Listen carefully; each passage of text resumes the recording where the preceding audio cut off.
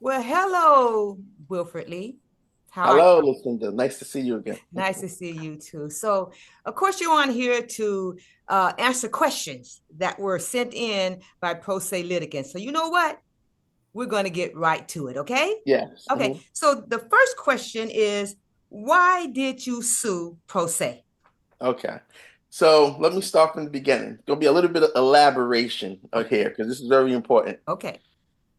As you know, there is a judicial process, a civil process for all forms of things you encounter as a citizen of the United States of America. Mhm. It works in several ways. Again, no offense to the legal profession, Mhm. but a lot of times they become more focused on easy layups. They got the easy layup mentality, right? If it's not evidence that screams super duper loud, Mhm. they're like, it's a slippery slope. That's what I would hear a lot when I was looking for a lawyer. Everything was a slippery slope. I was like, no, this is what happened. It's just like all these other cases that I researched before I came to you. Mhm. So the reason why you pursue that is because in one instance, Mhm.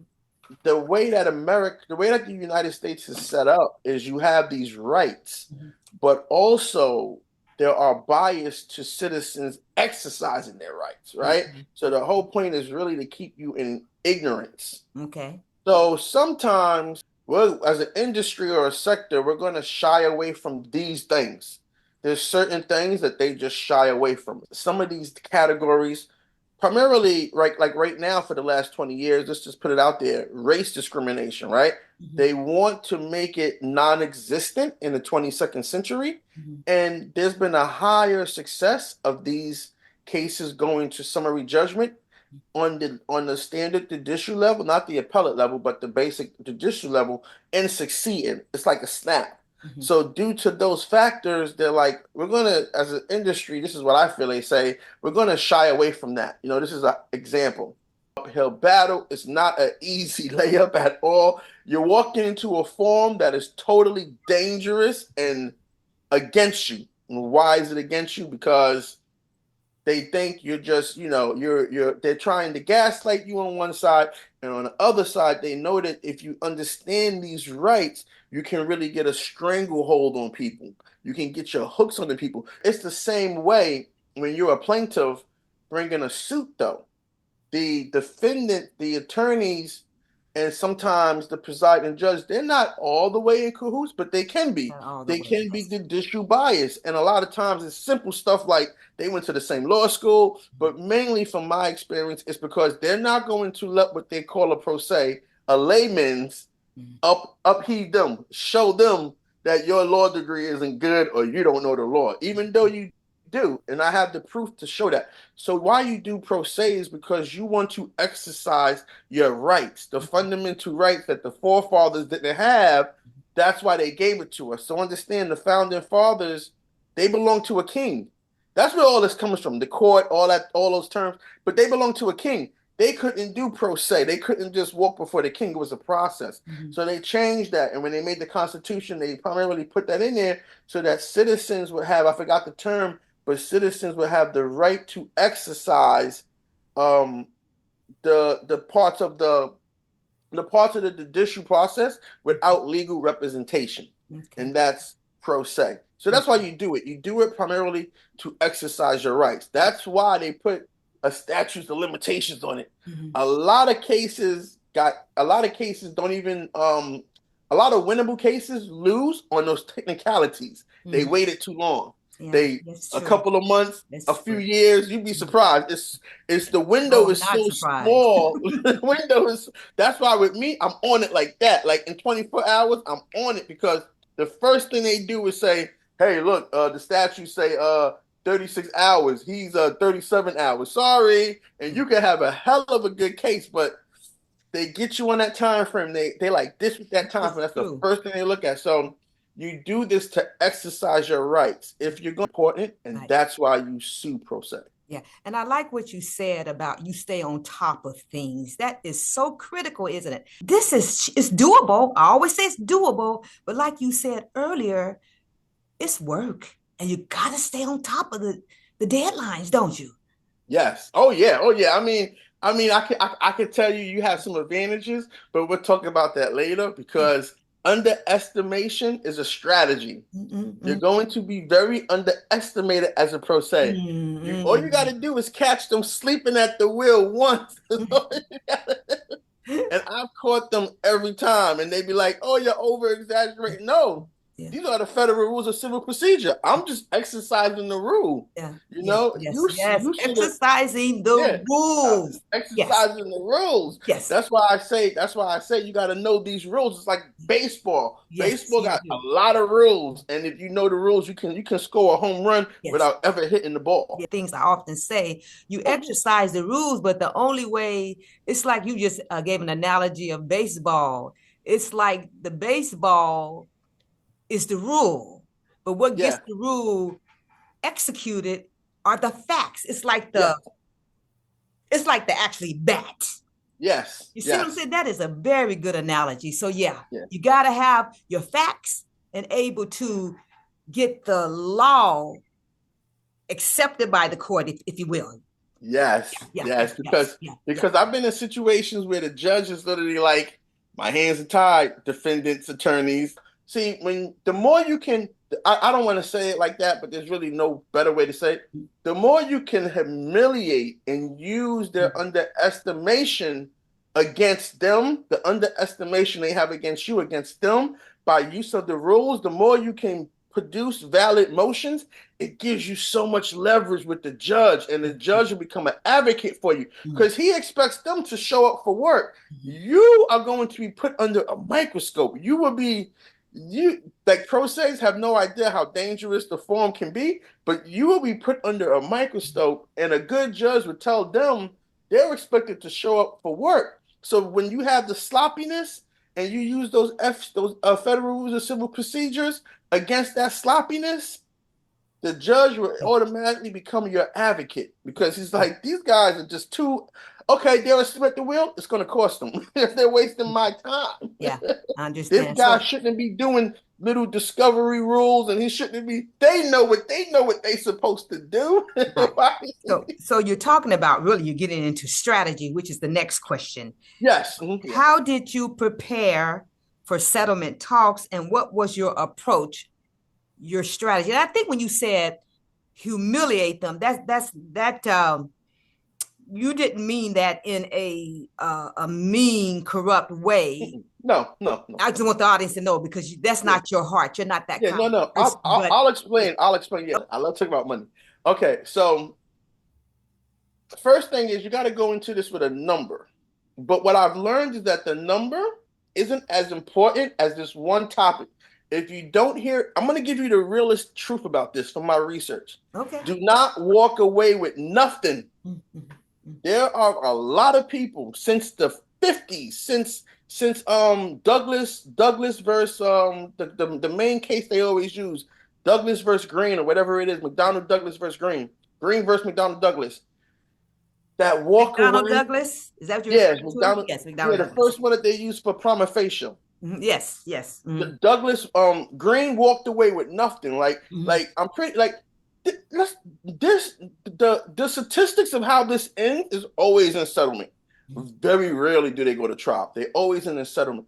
But don't walk away with nothing. That's all I would say. That's what I can say in a sense of not being a lawyer. Mhm. Don't walk away with nothing. That's how you prepare for settlement talks. Mhm. You have to understand that the only thing I think is worse than not getting $1 billion is walking away with nothing. You know what I'm saying? Mhm. So don't allow yourself to walk away with nothing. Have a reasonable reserved figure. This is why I say that because depending on the circumstance, you're losing out on things that you can't put an amount of money to. If it's employment, you lost out on the relationship, you lost out on the work experience to grow your career. If it's something property related or otherwise, you're spending time researching it, trying to prepare. This is time you can't get back. This is time you could be doing an energy, you could be doing 100 other things with. Mhm. Whatever category, there's so many different categories, but whatever it is, you're going to not be able to replace it with Mhm. money. Mhm. But but Mhm. I've always felt that if you walk away with nothing, that's like worse. That's a worse feeling. It's almost like it's almost like the damages that happen to you, you never really experience, because you Mhm. have nothing to show for. Like me, I have my voided checks to show, hey, this happened to me. I got the voided check. I got the voided settlement check. I got the voided, and I look at them sometimes because I had an experience, and this is my connection to validating that experience and also healing. So I would say when you prepare for settlement talks, always think about that.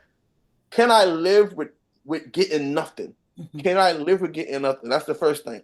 Now, what you got to do is you got to start very high. I think the more theoretical the figure, the better. You got to start really high because they start at zero. If you don't start Mhm. further enough away from zero, you can never reach anything. So you got to Mhm. start really high. You got to go in there. Like I just saw today, when I was waiting SCOTUS, they just denied the opiate settlement for $10 billion. So Okay. I'm telling you right now, there's no number. They're gonna gaslight you and tell you your number is not realistic, but there's no such thing. That's just to tell you that. Mhm. The strategy, the approach and the strategy is have a sum that seems abysmally impossible. Yes, yes, yes. And let me just right here Mhm. ask you a question because I was Yeah. this was one of my questions further down the my sheet here, but this is okay. We're gonna flow with it. I'm of the position that when you go into the settlement, that you should have an amount. I agree totally, Yeah. but you just can't pull it out the sky. For example, Mm-mm. when we talk about EEOC discrimination lawsuits, you mentioned that earlier, there are caps and there are Mhm. specific amounts for certain damages. I would suggest a pro se start from the highest, whatever that cap is, Mhm. start negotiating from the Yeah. highest. Yes. I Yes. agree with you. So let's talk about that. Just expound on that a little bit more to make sure Mhm. that, it's not a good thing to just say, well, I'm going to ask for $1 billion. Well, what are you Okay. basing that Oh, okay. I on? see what you. Yeah, yeah, yeah. No, no, no. Okay. So what I mentioned was you got to have your little reserved number, your Mhm. secret number that Mhm. nobody knows about. Now, how do you come to that number? Okay. That's the question. Mhm. What I did, I'm going to speak for me, But so you it's not did, a yes. legal advice. What I did was I thought about all the debt I've already incurred, the Mhm. savings I spent being out of work. For me, Mhm. these were discriminations. I had an employment discrimination where I was working for the employer, I lost the job, and I had one that was a hiring discrimination when I applied for a job and I didn't get it. Those Mhm. are my two settlement ones, okay? Mhm. So I thought about the money I lost Mhm. having to, or I was going to lose having to sustain myself currently, because it takes a moment for the action, usually like 3 months for the action to start. You won't get that call from them for Mhm. 3 months after you file, about Mhm. roughly 3 months. So you're going to lose money, okay? You're going to lose 3 months of money because you're not working. Maybe you're not working. And then you're spending time doing this. Mhm. Everything has a cost: internet, food, water, lights, all that stuff, right? That's the amount of money you're losing. You put that together. It's not going to be that high. Maybe it'd be, for me, it was like around $6,000. The Mhm. 3 4 months came to like $6,000 because you go in a budget. You spend a little bit differently. So over those 3 months, that might be $6,000. Then you try to say to yourself, because this is called a make whole amount, right? Mhm. Maybe you want to do something. Maybe there's something you want that'll bring you joy.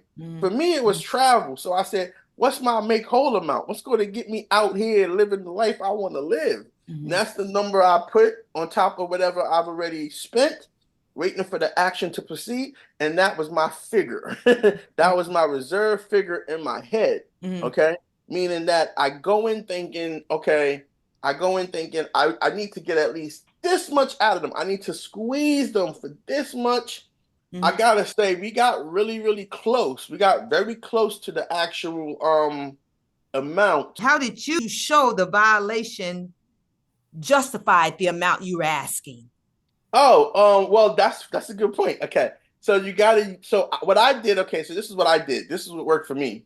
I had two lawyers because I was suing. Well, the first time I had two lawyers Mhm. because I was suing two separate defendants. Mhm. I found out that one of the defendants, they was a quick settler. Okay. They had settled a Okay. bunch of So cases. do the research on the law Yeah. firm. Okay.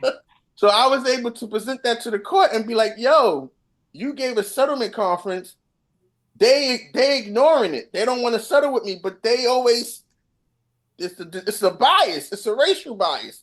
I found out that everybody they were settling with were of different races and sexual orientations. Okay. And so I was able to latch onto that and rope them in. Okay. So how you justify what they call your damages is you got to do an affidavit also, but you got to back it up with precedent. So I just went to the EEOC and said similar cases like mine. I find similar cases like mine and see what they settle for. This is Okay, what they that's a settle good for. research. Yeah, research. Yeah, the Mm-hmm. EEOC just paid 125,000 for something exactly what I'm going through.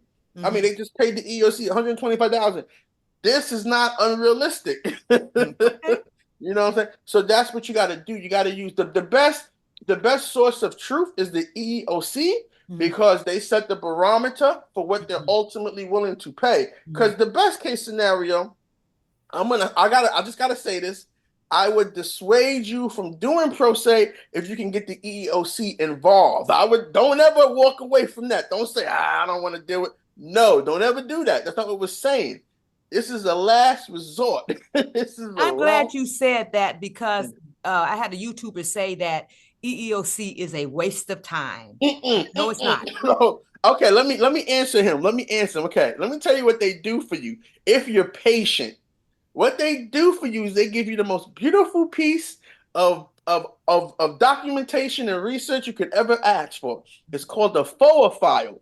You get your FOA file and you can put that into your complaint, and it makes their job of denying everything impossible because this is what they testify to. This was like the basis of my RICO. So in my RICO, I even had them in giving false testimony to a government agency. In a RICO, there's subparts. What was the crime they committed? But they caught me that I wasn't an independent contractor. I was an employee. I wasn't a commercial business. But the point is, it was enough to get me through that threshold because I had the FOA file.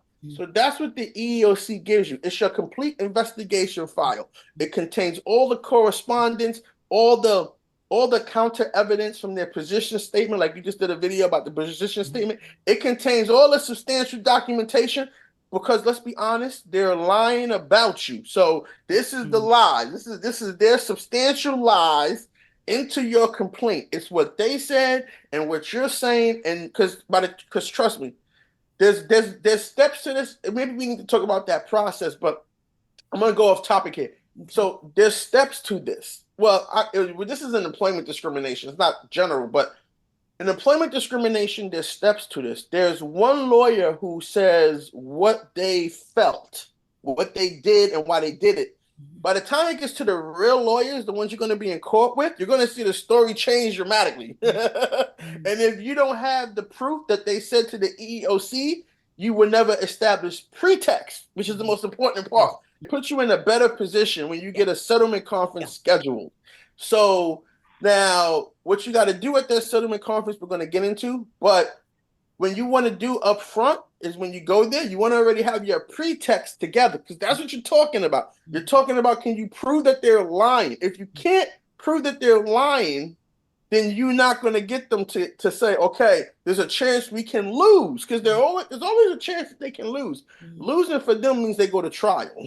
Losing for you is summary default. Losing for them is it gets a trial date. That's when they lose. When they don't get summary judgment, they lose. When you get summary judgment, you lose. So if you can come in there and say, this is my pretext, because the final attorneys you deal with are not going to be the same ones that wrote the position statement, that put these facts together. Very rarely. They're always going to have a new story by the time they answer your complaint. Like I said, I've done this twice.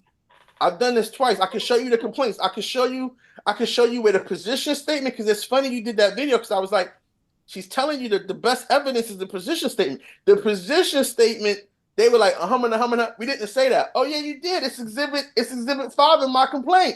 Oh, well, then we come in with the rules of federal procedure, which is they got to certify evidence. You just said, Now you're arguing. And when you start arguing in those motions like that, that's when the judge starts becoming your advocate because he's like, ooh, you tried to do a fraud on the court. And see, and this gets back to what you're saying. This is why it's so important that the pro se is willing to read Yeah. and study Oh, yeah. this. You got to read it and study it and Oh, yeah. dissect it. Oh yeah. Oh yeah. Oh yeah. I can tell you that from my research, I realized that a lot of these cases, when they had a pro se involved, the pro se really didn't care. He wasn't too intimidated. He was too intimidated. Now, there are some things you can't do. You never want to curse and swear and do all this tough guy writing and threatening and talk crazy. You really want to keep a concise version of the facts. You got to be a Boy Scout in that complaint because they're looking for any reason to throw it out. They want you out of there. I seen a dude just on the vernacular. They threw him out with prejudice because the vernacular was so aggressive and so insulting to the defendants. It was like, we don't want to deal with you. You're a loon. They threw him out with prejudice. So what you got to remember is that in some parts you got to be like a Boy Scout, and in other parts you want to be ferocious. You want to be super aggressive every time, and you can't do that if you don't know the rules and you don't have what you're going to use as their lie. Now, like I said, we're getting out of the pocket on it, but this is why the lie is important, because the part that really gets you where you want to be, the number you want, is depositions. And so you got to let them know, I'm going to get these people talking about this lie on tape. I'm going to ask them questions about this lie on tape.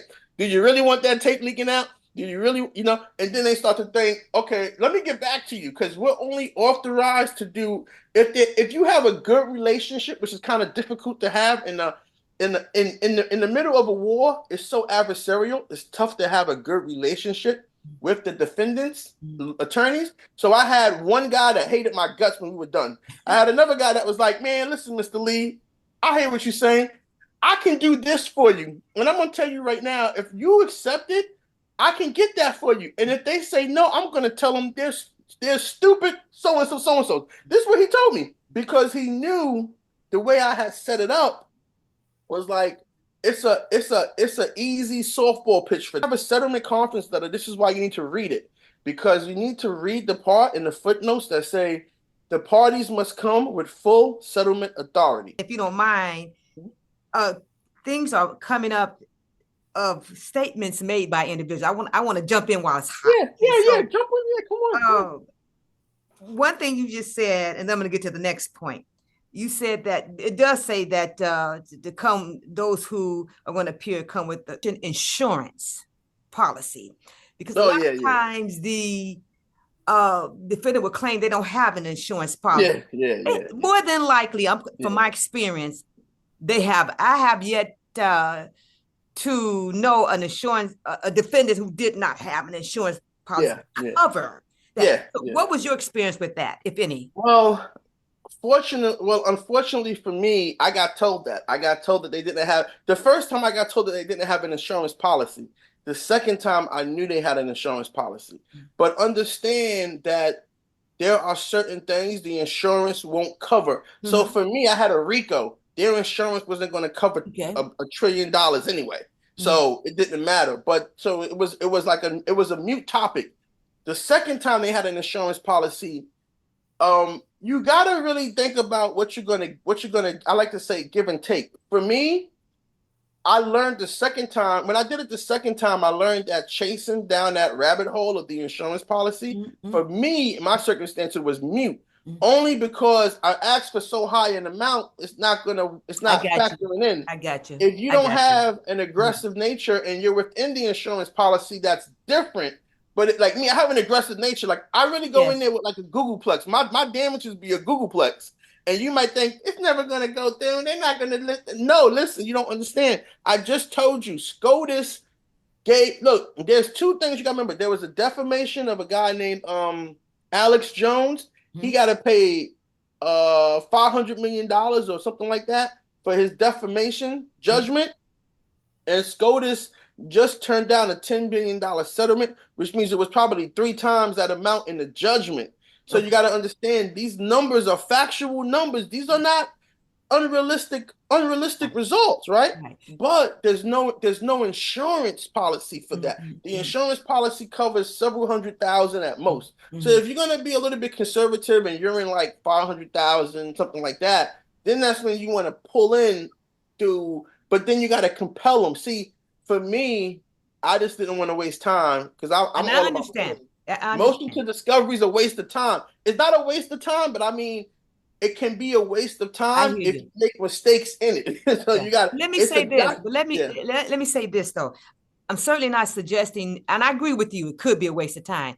But if a defendant say to you, and I've had many pro se's to mention this, but they said they didn't have an insurance. Well, just don't take that as a fact. No, no, yeah. No, I yeah. know I agree with Yeah. you that Yeah. don't put a whole Don't, lot of yeah. time in, and don't want to Yeah. beat a dead horse. Yeah. But You my don't want to be the point dead horse. Yeah. is, Yeah. don't let them tell you that, and they not make a concerted effort. Yeah, exactly, Yeah. exactly. Yeah, exactly. Yeah. I'm not saying don't I'm not saying believe what they're saying. See, okay, this is why I say we're gonna get off the path a little bit.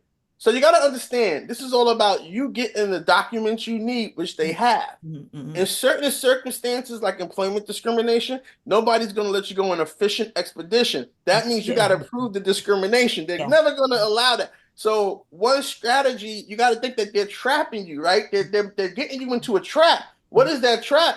If your motion to discovery fails, guess what? They don't got to give you anything Mm-hmm.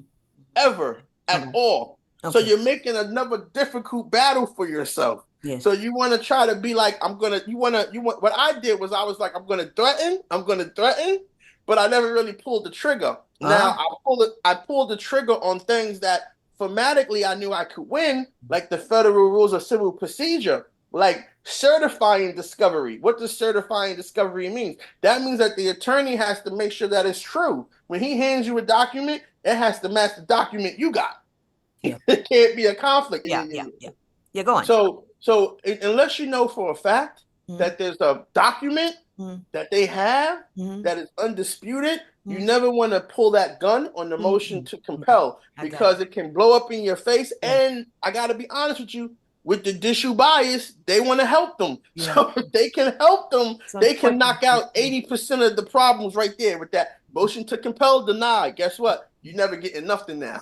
You're not getting your admissions. You're not getting your discovery. You're not getting your other thing.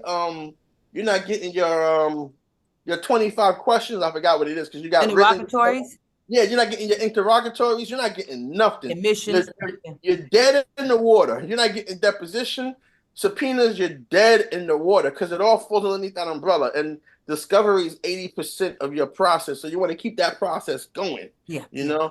Let, let, Or let, you could be let me slick. let me go on because you Yeah, are aggressive, and I like that though. That's why you are where you are. But let me yeah. get right back to what you were saying. Someone made a statement about being bullied, and and you have demonstrated how you have handled that. Mm-hmm. And I think one of the things you said, you can't be passive. Mm-mm. No, yeah, you can't be passive. You can be nice Um, and kind, but you can't be passive. That's funny that they got bullied. I saw that on here. I gotta tell you, I never was bullied. I was more ignored. They knew I was Okay. trouble. So in order to bully you, they have to communicate with you. With me, it was one-sided communication. Okay. They never wanted to talk to me about anything because they knew I was coming like a shark. And I knew blood was in the water. I knew where it was at. I knew where the bag was. I was coming for the whole bag. They never wanted to try to take anything because they knew for me talking about money was dangerous. So I just had to wait until it came time to talk about money. And even like put it this way, for my circumstance, this happened both times. But the second person, they kind of liked me a little bit. But both times I was so aggressive that they were like, I don't know. You talked about this. It's called ex parte communication. I believe they went to the judge and said, "Yo, judge, we want to do a three-party mediation thing with the settlement." So the judge is the person you talk to, and he go talk to them. They didn't want to talk to me directly because they knew I would turn it on them and be bullying them and have them into something that they didn't want to do. So it went from what I want to the judge to them. Yeah. But So I when it also would say this too. Uh, you're prepared, and they Yeah, respect that. yeah, yeah, You are prepared. When they know yeah. they cannot hoodwink you, as the old folk would say, then they No, know we got a no. real one right here. We got to do Yeah, what's right. no. Yeah. So the point I'm making is that this is double ex parte now because they're talking to the judge. I don't know what they're saying. The judge is like, he wants $1 million, and like, come on, judge, come on, man. Don't you know Brian from so and so, so and so? Oh yeah, I know Brian. Yeah, help me out. They doing signs and all. I don't know what they're doing because they're only talking to the judge. You never know. That's how they dealt with me. So I can't really answer to the bullying thing because that they never came Yeah, to me and yeah, said, yeah, take yeah, it or nothing, take it yeah, or nothing. yeah, They never said that to me. yeah. I don't even like I could say this when the first time I dealt with the judge in the 3-party mediation, the judge would tell me each time this their final offer, and I'd be like, nope. So it was the judge probably doing that, but was it them saying it? No, because we went around 4 times. Yeah, You but you know? can only, yeah, but it happened like that because you prepared. Oh You yeah, of were course, yeah, prepared. That is so critical that yeah, because yeah. you're not going to have the confidence if you're not prepared. No, you're not. You're not. It's Not- it's it's very hard to get prepared, but it is doable. I was going to talk Yes. about how AI, you got to be careful, but AI, if you have some experience already, you've been in the trenches, you know how to use AI in a way that can help you prepare acceleratedly. Okay. All else you got to do with the old fashioned way, like I did, you got to get that Westlaw account and you got to stay up all night to the wee hours of the morning going Hmm. through cases, researching Hmm. cases, finding out why this case failed, looking Yes. at summary judgments. You gotta read why the court gave them summary judgment to understand what you need to start with, because that's gonna tell you, because these people go into it blind Mm-hmm. and they end up in summary judgment. So you gotta understand what the court is telling them that they didn't do. Mm-hmm. That's the trick.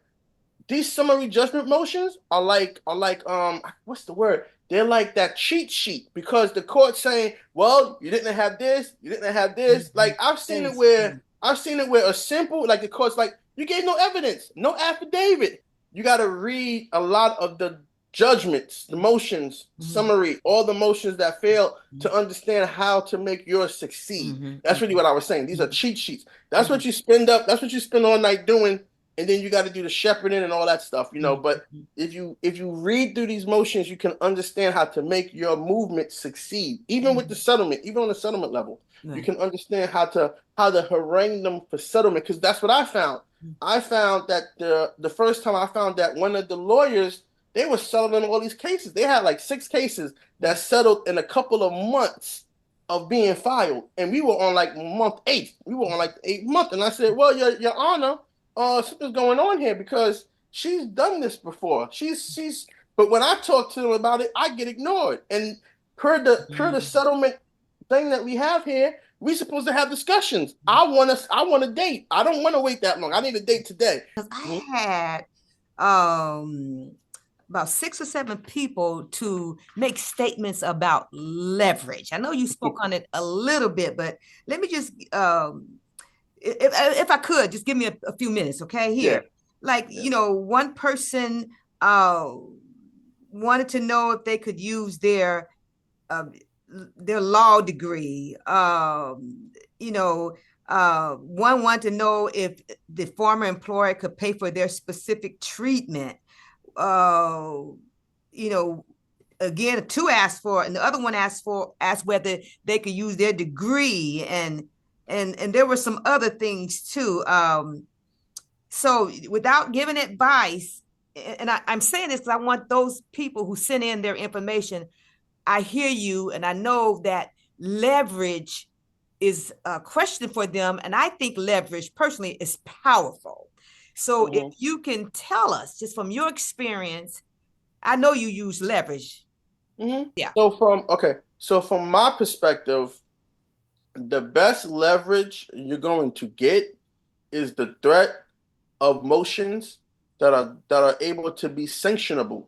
That's your best leverage. Mm. You want to start looking for actions you can sanction. You can get sanctions as a result. Mm-hmm. I found instances in the case that I felt were argumentable Okay. as violations under the rules that would result that these rules, the damage, the not the damage, but the way the rule worked is that the action taken would be sanctions. Stick it with you, what you did. Yeah. Okay. That's what I did. Yeah. So here goes the story of my leverage. Okay. Okay. So without going into the particulars, again, for them, they were doing improper things with discovery.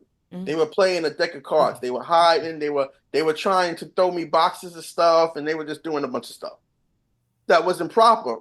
I found that there's a motion for that to ask for sanctions. Okay. Okay. And so what I did was, but of course, following the local rules, you got to talk to them first before you do anything. So I called them up and I told them, hey, I feel this way about how you're handling discovery, and this is the motion I'm going to do on this date. Because you got to give them in my local rules, you have to give them like 2 weeks. Okay. In 2 weeks, if you don't fix it, I'm going to file this motion. And the sanctions, you're a lawyer, ha ha ha. So you know what's going to happen if I win, and you know what you're doing. And then they go, yeah, Mr. Lee, okay, Mr. Lee, yeah, Mr. Lee, we'll get back to you, Mr. Lee, and then they hang up the phone.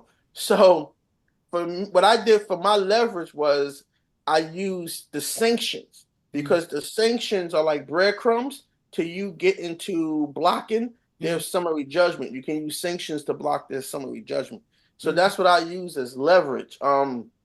Anytime you see something improper, you want to try to find a rule that can. What I did was, anytime I found something improper, I tried to find a federal rules of civil procedure that applied to it that resulted in sanctions. Okay, because you can ask for things, or the court can ask for things. It could be reclusal, it could be reprimand, it could be what I always win for. I always win for default judgment. So I always ask the court. I was swinging for the fences. I was like, all my sanction motions were for default judgment. They did this. I got the proof. And for judgment, I want default judgment in my favor. So let me do this just for the sake of those individuals who did send in some statements regarding this. I just want them to know that I hear you, and I just want to make a few statements about that with regards to leverage. I think that if there's something like the two people asked me about their degrees, if you think that by going in and using your degree, if you think that is going to up the settlement, or is going to, you have that right to do that. Because remember, this is settlement. You know, all of the statutory, for the most part, let's take, for example, employment discrimination. There are statutory damages, right? Well, it's called settlement because you two have agreed to discuss this outside the legal formal rules, right? So if you think by saying to the defendant, look, I have a law degree, and I think that as a result of my having a law degree, you have deprived me of certain future rights or activities. So I think you should pay me for that, something along those lines. So what I'm saying to you, pro se, if you have something that you think can help you up the settlement, use that leverage. I also want to speak to one person who asked whether they could what can reasonably be expected with the case of proven discrimination, retaliation, hostile work environment, and wrongful discharge. Again, with a question like this, you have to look to the statutory damages.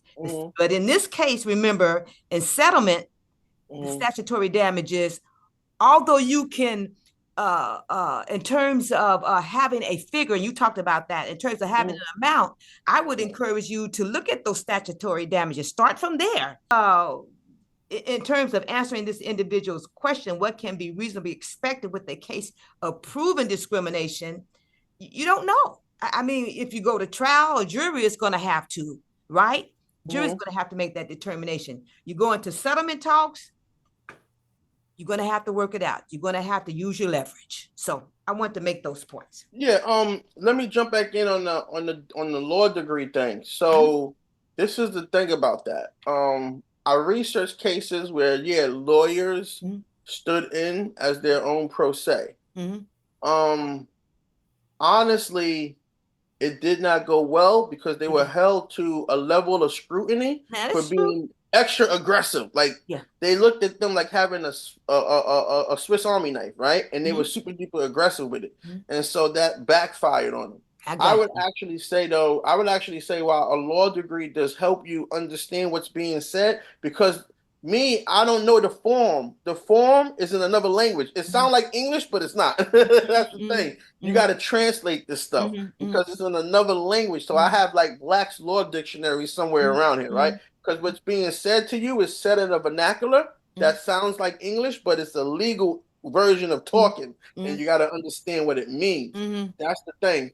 Litigants who had law degrees mhm, were scrutinized a lot by the courts mhm, mhm, in mhm. their action, everything that they did. Like I believe that. some of them would just ignore the local rules and not have the conferences and just Mhm, file motions. mhm, And mhm, they got the sanctions against being able to file any motions mhm, without talking first. You mhm, see what I'm saying? So mhm, you can't behave the way you normally would behave mhm. if you were I hear representing you. someone. Well, it's called zealous advocacy. I got Because you. you have a Mm. law degree and you're pro se, they don't let you do the zealous Yeah. advocacy stuff. Okay. Experience as a pro se is that there's supposed to be a courtesy, a etiquette. You know, this is the law degree just comes from gentleman culture. It comes from chivalry. You know, it comes from this English thing. It was a thing that they did. It's like a knighthood. You know, it's a chivalry thing. Mhm. That's where the notion of it comes from in America. But so you're expected to conduct yourself in a certain way.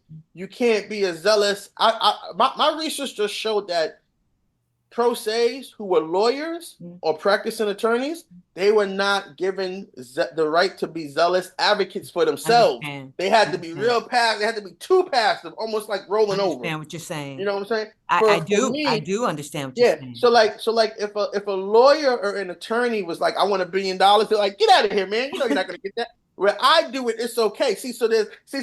because they're like, you don't know anything. We Yeah. know you don't know anything. Yeah. We'll give you some room to Yeah. grow. But if they know you know the game and Mhm. you try to be, with some theoretical settlement amount, Yeah. they're just gonna drop you I hear because you. I they hear know you. that and they know that you're just how you say it's called gamemanship. They know that you're just gaming them Mhm. because remember I hear you. this is a game. Mhm. They don't want you to play the game from the right perspective. Mhm. Mhm. They think I don't know the game and I can use that to my advantage. Yeah. But if they know you know the game, they don't want you to exploit them. Right. But So, I do want to say, though, to those two people, though, who mhm. asked about whether they can use their law degree or their legal knowledge as a lawyer, I say yes, if you think that that can assist you. But I do agree with you that, just if you're going to use it, be humble. Yeah, be very humble. Yeah, Yeah, yeah, be very humble. Yeah. yeah, yeah, No, I'm not saying don't use it. I'm yeah, just telling you that you're not going to get away with anything other than what's in bounds. yeah, yeah, yeah, yeah. Like me, always say, I don't know. I'm not a lawyer, Mhm. but you being a lawyer, they expect you to behave a I certain way. understand. I So understand. for I me, understand. I always just so my research showed me that. I was like, dang, this dude should have won. But they were like, nah, you too arrogant. Like Mm-hmm. this is real research. They're calling the Mm-hmm. dude arrogant. You're unrealistic. You're like they were like coming at them in a typecast way. Mm-hmm. And Mm-hmm. once the I judge understand. see that typecast in the motions, Mm-hmm. it's impossible to get Mm-hmm. any impartiality Mm-hmm. because he's Mm-hmm. taking a side. He's taking a side at this point. Okay. And he Yes. starts writing a certain way, or she starts writing a certain way from my research, Mm-hmm. they're taken aside and the impartiality's out the window. And Mm-hmm. then when you challenge that impartiality and you do maneuvers to get them removed, like I did a what did I do? I did something so crazy. I did a oh man, I did because the defendants would try to play with me. Mm-hmm. They would try to play with me, right? They Mm-hmm. purposely did not answer the complaint past the deadline for like a day or two.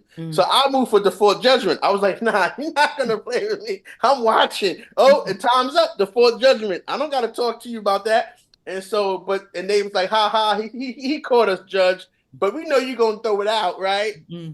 And the judge threw it out. But what I did was I did a motion. I forgot what it's called. An interlock motion. Interlocutory. Mm-hmm. No, I did an interlock motion. It's a motion where I can request the appeals court come in and Mm-hmm. review his decision while the case. Interlocutory. Yeah, interlocutory motion. Yeah, I did that against the judge immediately, like the next Mm-hmm. day. And Mm-hmm. then the appellate was like, "Come on, man, what's going on down there? Come on, man, just get a guy." I mean, I'm just hypothesizing what they were saying when they got this. They said they were late. But come on, just give the guy some money. We can't have no malpractice suit because that's what it would have been, a malpractice suit. So you will be tested. Understand, you're going to be tested. That's why you got to stay on task and know the rules. And they realized, I got to be honest, I think the reason why I got that first settlement was because of that interlocutory motion, because they were like, oh, he's super duper aggressive, because that opened up a whole new appellate pace is different than the regular pace. So you go into the appellate pace, is different. The motion itself is different. And I had said, we're going to pause everything. We're going to pause all action. And I'm going to get the appellate to reverse your decision. But, so that's what I mean. Now, if you use your law degree in that way, they're going to I hear you. I hear you. I hear you. I hear you. I hear you. So let's go to the next question, because we are. I want to be sure we get this in. Yeah. What was the most difficult part of suing pro se? Woo! the most difficult part. I'll be honest with you. The power of the court. Because like I said, this is dangerous. You're in a dangerous farm and you have no protection. You have no friends. You are an enemy. Okay? So be very careful. You don't step on any mines. Things can blow up in your face. You can get countersued. I'll probably say being countersued, because they can do that. It's frowned upon, but the defendants do have the right to countersue. Let's be honest. So, and one of their biggest thing is they file sanctions too. That's another thing they do a lot. Sanctions. But I mean, for the most part, it's equally as hard to get sanctions. I'd probably say it's harder to get sanctions on the pro se. In my experience, when you don't follow the local rules and you're just shotgunning off motions, they can get sanctions on you. Okay. So, but otherwise, as long as that doesn't happen, it's very hard, because the courts are very graceful. They know you don't know a lot. They know you gotta act like that. Even if you do, you gotta act like that. You gotta have a lot of humility. So it's very hard for them to get the court to say, look, man, they have to show up. You have to really be harassing them a lot for them to get something on you. And you don't want to do that. That's why I say there's ways to be aggressive. Like what I did was I had both my judges, well, not the second time, because I didn't need to, but the first time I had my judge on speed dial. On speed dial, we're not talking ex parte. No, not ex parte. So make sure you know. Okay. What I mean is that my strategy to harass them was to involve the judge. Judge, we got a problem. I got to talk to you and them.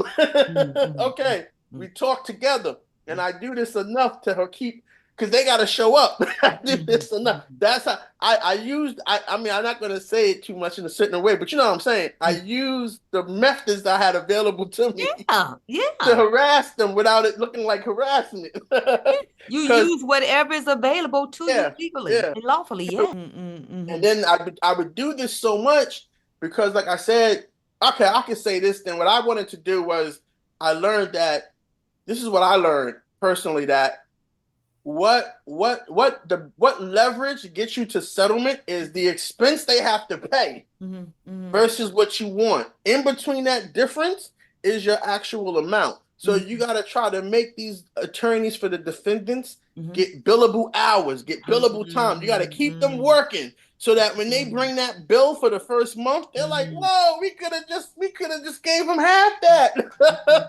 And they're like, well, this guy's active. So see, if you're dormant and you're not active and they don't get no billing, they're like, this doesn't cost anything. It's no big deal. We're not doing nothing. That's been your experience. Yeah, from my experience. Because see, here's the thing. There's a law that says corporations cannot represent themselves, but I learned that I don't want to get no one in trouble, but it was explained to me that they are currently lobbying to be pro se's. Corporations are currently lobbying to be, because they don't want to have to pay lawyers no more to sit around. They don't want to have to pay this insurance, because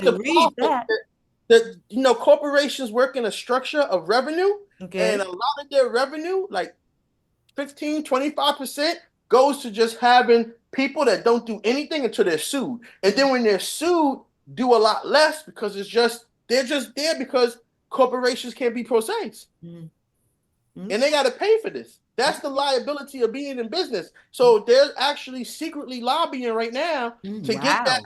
to get that overturned where corporations are a CEO or the corporate counsel can come and be a pro se, and then they don't got no expenses for that. And that's the Wow. thing.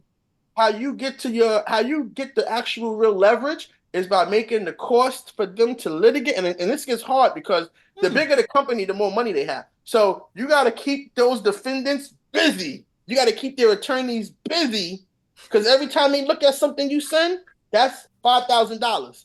Every time you send a motion or you send an email, that's $5,000. So Okay. you gotta run that I up. You got gotta you. run that up. Yeah. And Yeah. how you know how much it is you go to this book called the Outlook Occupational Handbook, and it's going to tell you how much lawyers make per region per hour. Mhm. So I knew that every time I emailed them and they spent an hour on this email, that was like $350. So I was So saying, are you saying that as a result of the pro se, your experience, as a result of you having been aggressive, making them work more, which in a nutshell allowed them to make more money, they were more inclined, you felt, to settle? Is that yeah, what? yeah, yeah, Whoa. yeah. So okay, let me give you an example.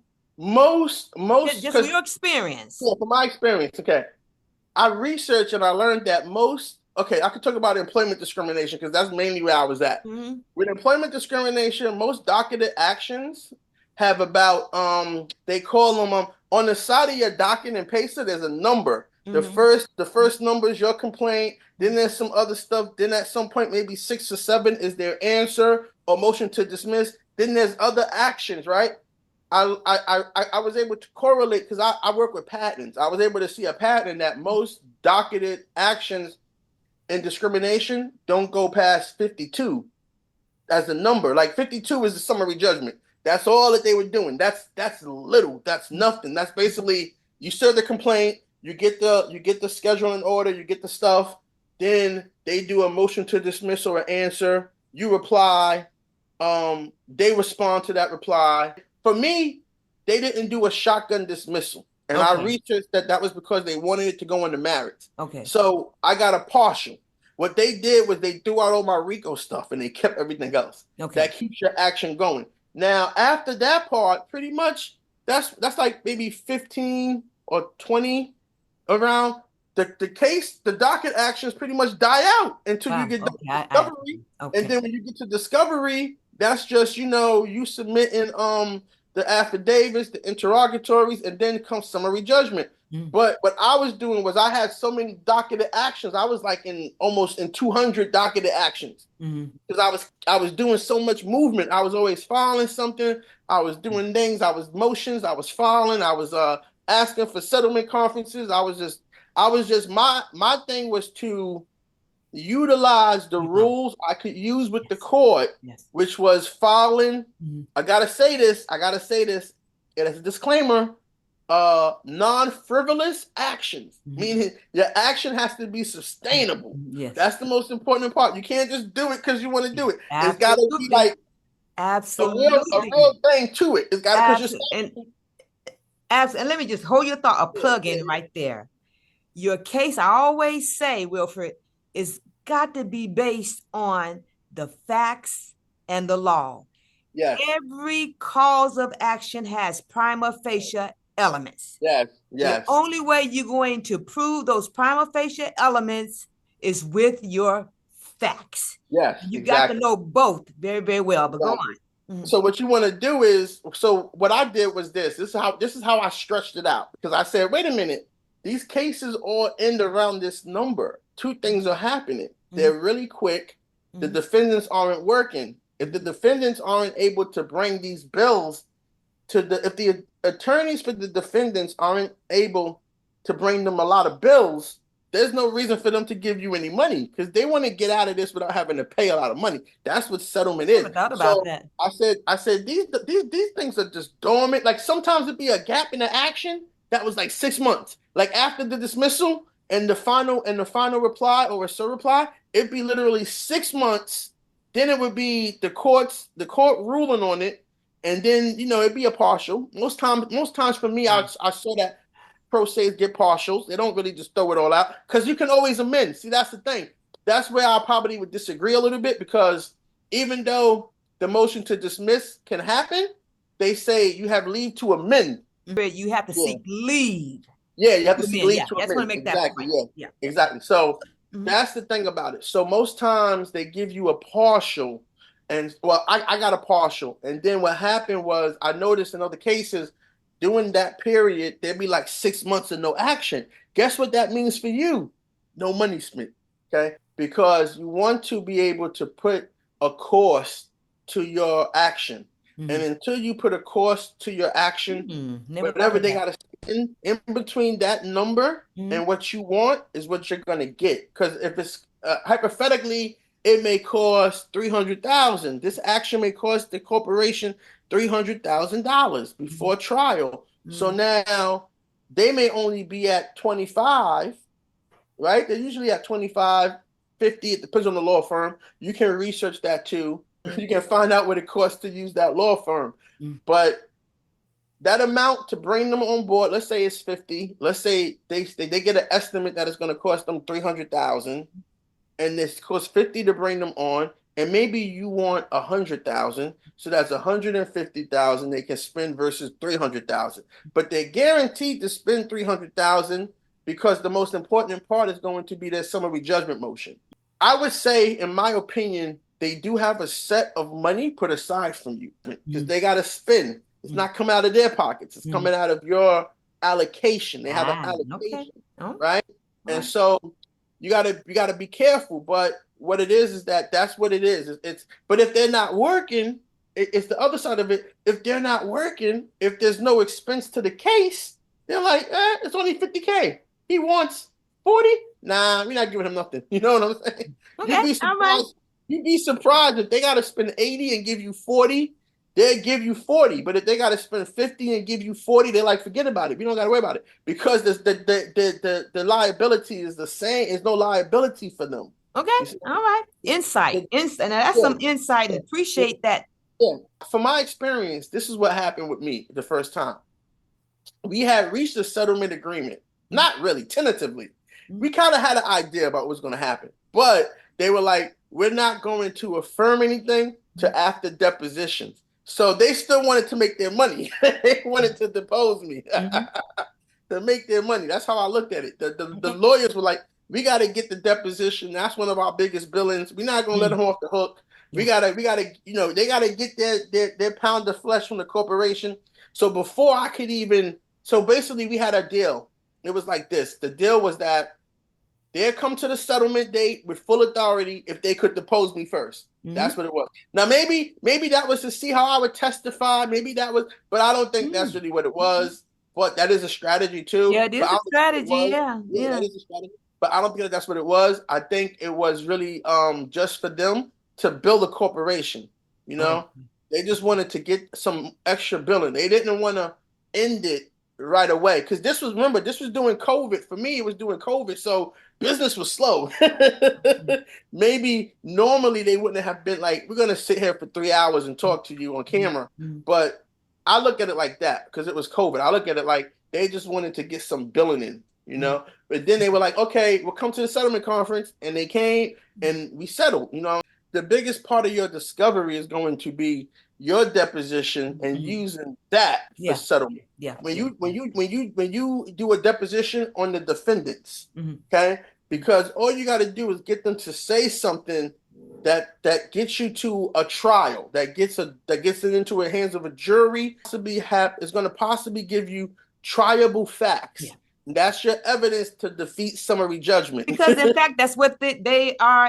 The whole purpose of the deposition, right? Yeah, exactly. Is the testimony you have in court. You say, "Hey, you said this," and they say, "Yeah." "Oh, I don't remember." "Well, you said this," and then the jury's like, Very powerful. Yeah. And so that's why once you get a good deposition, it can basically help your settlement, but it's hard to do a deposition. Remember, everything is like stepping on a mine. Yeah. And if you step off, it's gonna blow up. So you gotta stay on it. You gotta stay on it long enough to the trigger gets stuck, and then you can step off of it. And then it blows up, but maybe by the time it blows up, you're way down the road. This is what happened in war. They used to say when you step on a mine, stay there because the trigger is fresh. Give it time to stick. The odds are it's faulty, it's malfunctioning after so many hours that you standing there. You gotta leave. Right. So let's move on because we're running out of time. Okay, so Yeah, let's get through these quickly. So the next question is, what factored most into your decision to settle? What factored most into your decision to settle? I wanted to win, and I didn't want to walk away without anything. Okay. So I just wanted to win. I knew I lost a lot already, as far as professional experience that would make me more money. And I saw that people were losing and not getting anything. And I said, damn, that's a hard thing to do. Is you do something for 3 years. I didn't do it that long, but I said, you do something for 3 years and they tell you summary judgment, get out of here. Just walking away with nothing, because you got to wait for the appellate court takes way longer. And I don't know if you want to do that. That's a whole other video. But I was just like, I said to myself, I'm not going to walk away with nothing. And I'm going to walk away with what I can. And I'm going to do X, Y, Z with it. So that was what my motivation was. Okay. All right. So the next question, and we're going a little quicker now. If anything that you would do differently, what would that be? Ooh, I don't know. I honestly wouldn't do anything differently because everything worked out. Okay. Okay. Man, let me think. I don't want to second guess myself. Yeah, because I won. I mean, like I said, I won. That's great. Trust me. When you start down this road and you do your research, pro se's get eviscerated. They do not do well. Okay. All right. I want to just back up a little bit. You said something. You didn't want to walk away without anything. I got you. There are some people. In fact, I spoke to a couple of people this week. We just have to have a conversation with a couple of pro se. It's the principle of the matter for them. Wouldn't that depend on the kind of case you have? What do you think about that? Okay, I'll tell you right now. This is okay. I'll say this again. I can't, because this was put into my head so much by somebody helping me the first time. I learned how true it is. This, I'm gonna say it again. I'm gonna say it real slow because I talk really fast. This is a very dangerous form for you not having a judicial bar or presence, whatever you want to, not being an attorney. This is a very dangerous form. You want to get in and out. So the question is, do you want to see what you would call do you want to get justice? That's what someone else told me later. The second time I did this, they were like, I hope this gets you some justice. I like that. Do you want to get some justice? That's what this is all about. And the way you get some justice is a check with your name on it from them with a couple of zeros behind it, and you go in it and it clears. That's how you get justice. If you are on a crusade or you want to stand on business, I'm telling you that it's very dangerous to think like that. That's why you don't want to. That's why you don't want to stick around. So let's get back. Yeah, so let's get back to I want to get back to a point you were making. Sticking around. I think, however, in a lawsuit where it has nothing to do with the financials of finances, but it has to do with changing policy, changing procedure. Now, those kind of cases, and that's the pure civil rights issues where individuals sue to have policies changed in police departments and whatever the entity is. I think personally, in those kinds of lawsuits, it's best to stick around. You really don't have anything to lose. You follow me? So I wanted to make that distinction. But I hear what you're saying with regards to these employment discrimination cases. They're there in the first, the pro se is there in the first place because they lost their job. They were fired for some, based on some illegal act, by the defendant. So it makes sense what you're saying. The last question, I believe, unless something else comes up. You look happy. That, I think they saw that in your picture, and they can see it even more. What are you doing these days? Okay, well, now I'm an average traveler. I travel to countries and live there for several months. I just came back from Thailand where I was living for 5 months. So that's what I do. I travel a lot when I'm not living in Hawaii. Like right now I'm in Hawaii. I started a clothing brand. I have other businesses that I run, but mainly I have a clothing brand that's a startup that I'm doing right now, which is a made to order. That means that What is the there's a name of the clothing brand? the winner circle. The Okay. winner circle. Is that what you So have on now? yeah, that's what I have on Okay, right okay, now. The okay, winner okay, circle. okay, Yeah, okay, right here. okay. So it's a big and tall man's brand. As you can tell, I'm a big Oh, guy. So we do made to order. And in developing my brand, I realized that there were services I could offer to people who want to start their own clothing brand. mm-hmm. So I wanted to scale because selling a polo here and there don't really work for me. I got to scale quick. So there's so many people that want to start a clothing brand, but they run into the problem of making the clothes. I So we're got you. able to take your 3D design, and I have manufacturers in Thailand that Mm-hmm. I work with Mm-hmm. that make the article of clothing for you made to measure. So it's a tailored piece of clothing. Mm-hmm. This is not a blank polo. You can't get the collar like this with a polo you buy and do some embroidery. Mm-hmm. This shirt was made from scratch to fit me. So it Mm-hmm. was a Wonderful. tailored article of clothing. And for designers, instead of having to buy, like a designer would have to buy like 20,000 pieces of this one size, whatever it is, right? Mm-hmm. Of all the sizes. No, you just can That's sell. awesome. That's I can awesome. make you one at a time in That's different awesome. sizes, you know. So that's what I offer these services to other people who want to start a clothing brand. So that's Awesome. what I'm Awesome. doing. From that business, I got a whole nother business. that Wonderful, wonderful. And from your experience as a pro se litigant and being able to settle, you were able to do some things.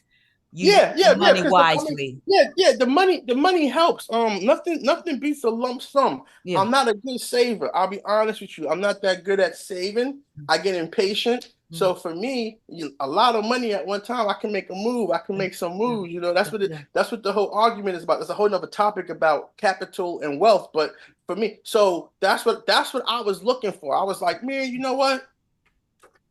They can give me this much, it's worth it because then I can go out and do these things and Mm-hmm. not worry about anything like, Mm-hmm. I can move forward in my life. That's what you want to do. You want to get justice. Mainly I wanted justice, but I said, hey, that's like what most people make in a year. That's what I got. I can't disclose the amount, but I Right, got sure, what sure, sure. I got what most good college educated people make in a year the first time. Wow. The second time, I didn't get as much, but I mean, all I did was fill out an application. So Okay. for filling out a job application, I got a lot. I got Okay. a lot Okay. from that one because that one was a hiring discrimination. That one was when one was termination for race and other things, and the other one was when I was going to apply for a job that was a job I've already done in the field for like 10 years. They didn't hire me. I was able to prove hiring discrimination.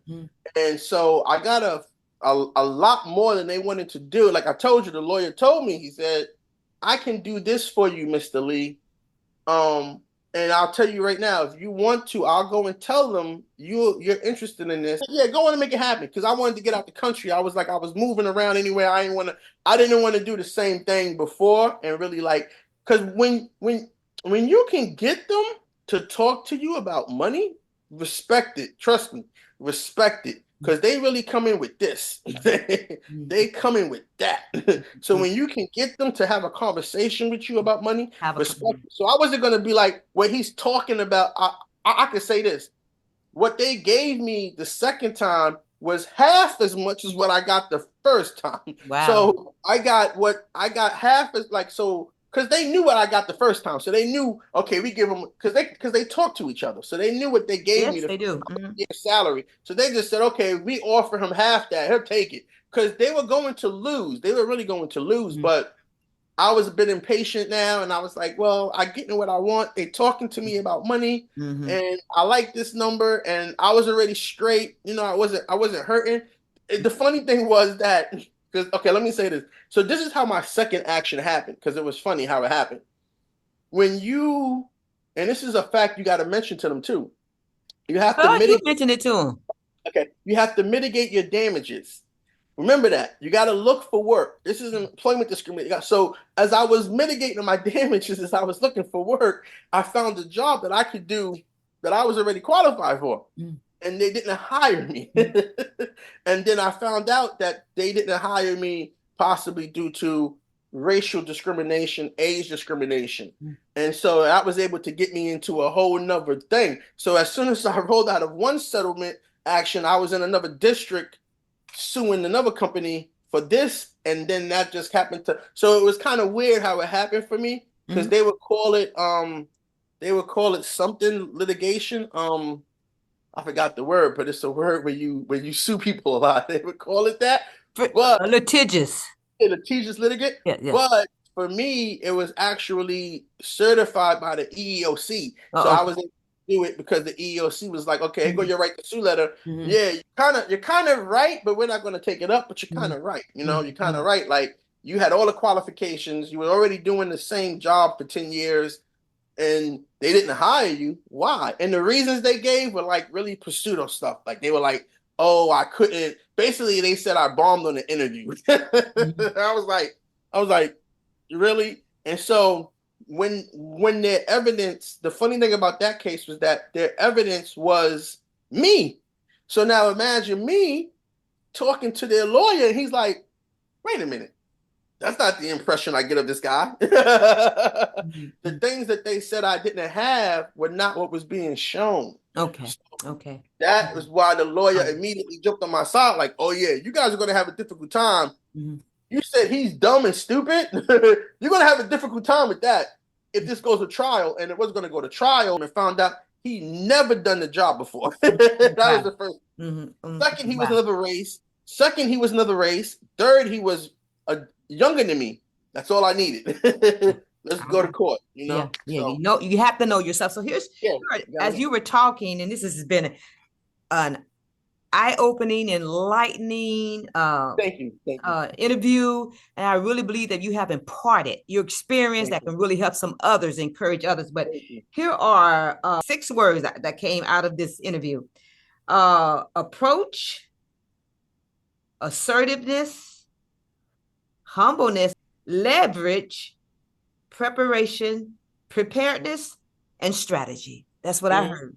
Yes. And so, wow, this has been really good. And I really appreciate you coming on, sir. I really do. And who knows, we may have you back on again to talk about some other things. I wanna discuss something with you, because at this point I really want to start a legal fund for pro se's. We need to organize. Yeah, we need to organize. That'd be we can talk about that. Yeah. Let's close. Let's say something where, because we're going to end this. So, Mr. Lee, I really appreciate you coming on, and you've really been a help to us, including me. I've been enlightened and been really encouraged by your experience, and you give hope to others. And that's what this channel is all about. It's about giving hope. Everything you said, especially, this is dangerous for a pro se, and it's difficult, but it's doable. And it's people like you coming on and giving your experience that helps other individuals pro se, it become doable for them. Okay. So I appreciate it. And so you guys, we will see you next time. All right, everyone. Thank you. Advocate Lucinda, your empowerment lawyer.